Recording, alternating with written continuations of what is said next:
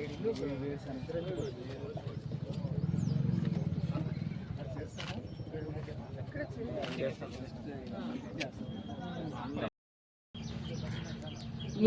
విధమైన రైతు సంబంధంగా అగ్రికల్చర్ మీద కానీ అనుబంధ రంగాల మీద కానీ ఆధారపడిన వాళ్ళకి ఏ విధమైన సాయం చేయలేదు. నేను ఒకరోజు మేము ఇక్కడే కడపలో పాలు తెచ్చుకుంటాం ఒక ఫామ్కి వెళ్ళి, ఆ ఫామ్ నడిపే వ్యక్తి చెప్తా ఉన్నాడు నాకు ఒకరోజు, ఈ రోజు కాదు దాదాపు 4 సంవత్సరాల క్రితం ఇది. అప్పుడు నేను రాజకీయాల్లో వస్తానని కూడా నాకు తెలియదు, ఇక్కడ పోటీ చేస్తానని కూడా తెలియదు. నేను ఒకరోజు వెళ్ళి పాలు తీసుకురావడానికి వెళ్ళాను. నేను వెళ్తే అతను చెప్తున్నాడు అతను ఫామ్ చూద్దామని చెప్పేసి వెళ్తే 14 నుంచి 19 మధ్యన గడ్డి కట్ చేసే మిషన్స్ ఉంటాయి ఫామ్స్లో, గ్రాస్ కటింగ్.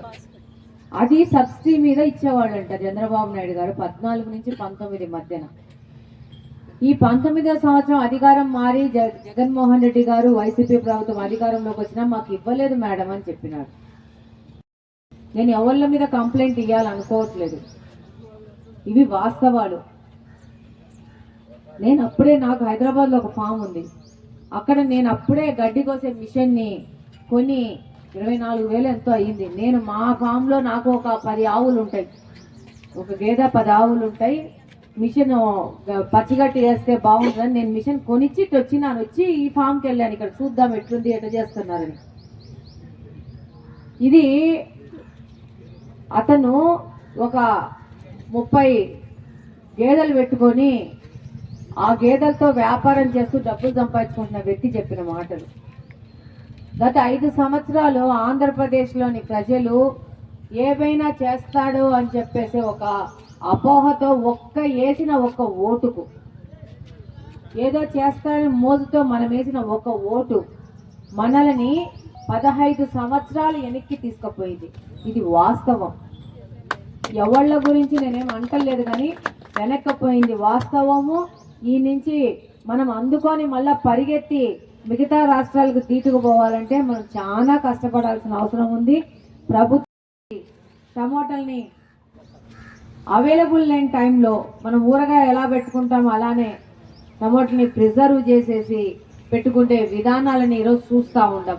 సో వీటన్నిటినీ డెవలప్ చేసుకుంటే రైతులు ఆ రోజు మనకు ఎక్కువ పంట పట్టిందని చెప్పి రోడ్ల మీద అలిగి బాధపడేసి కుమిలిపోయి పడేసుకోవాల్సిన అవసరం లేదు. ఫర్దర్ దాన్ని ఏ విధంగా చేయొచ్చు, ఈరోజు నాకు మార్కెట్ ఫ్రెష్ టమోటాలు కొనే టైం లేదు కాబట్టి వీటిని మార్కెట్లో టమోటాని ఏ విధంగా మార్చుకొని మనం మార్కెట్ చేయగలుగుతాము.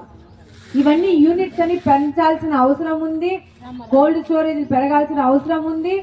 అలాగనే రేపు ఆ యొక్క పంటను మార్కెట్ అవైలబుల్ లేని చోట మార్కెట్కు చేర్పించడం కానీ, చేర్పించి అక్కడ మార్కెట్లో రైతులకు లాభదాయకరంగా ఆదాయం వచ్చే విధంగా చేయడం కానీ, ఇవన్నీ ఈ యొక్క 30,000 కోట్లు రాయలసీమలో అగ్రిగేటెడ్ రాయలసీమ డెవలప్మెంట్ కోసము కేటాయించి ఇందులో రోడ్లు డెవలప్మెంట్లు, స్టార్టప్ కంపెనీలు, ఏ విధంగా కొత్త ఎక్విప్మెంట్ ఇవ్వడం కానీ, ఎక్కువగా సాగుబడి తీసుకురావడం కానీ, అలాగనే అనుబంధ పరిశ్రమల అభివృద్ధి కోసం కానీ, అలాగనే మన పంటలకు బ్రాండ్ ఇమేజ్ కలగజేసి ఇవి కడపలో పండినటువంటి ఒక బ్రాండ్ ఇమేజ్ క్రియేట్ చేయాలి.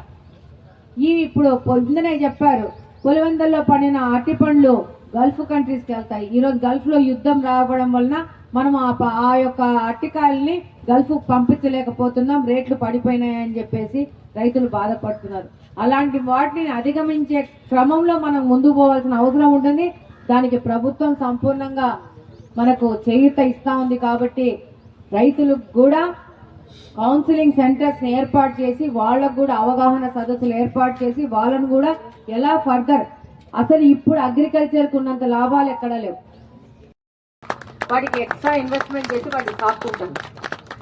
సో ఒకసారి ఇవి ఎందుకు పాలు ఇవ్వలేదు, ఎందుకు తక్కువ ఇస్తున్నాయని చెప్పేసి ఐ స్టార్టెడ్ వెటనరీ డాక్టర్స్తో మాట్లాడుకోవడం. వెటనరీ డాక్టర్స్ నాకు ఇచ్చిన సలహాల ప్రకారం వాళ్ళ ఫుడ్లో కానీ, వాటికి ఇచ్చే కాల్షియంలో కానీ, వాటికి ఇచ్చే పోషణలో మార్పులు చేసుకుంటా పోతా ఉంటే, నాకు ఒక 3-4 నెలలు నేను ఫోకస్ చేసినంత కాలం ఫుడ్ అన్నీ మార్చాను. దాంట్లో దానాలో 5-6 రకాలు తీసుకొచ్చి మిక్స్ చేసి పొడి గట్టి చేసేసి అన్నీ పెట్టి మా వాళ్ళతో పెట్టారా లేదా అనుకుంటూ కనుక్కొని వాళ్ళని రెడీ చేస్తే నాకు ఒక్క నెలనే నా ఖర్చులు పోగా నాకు 70-80 వేల రూపాయలు వచ్చింది.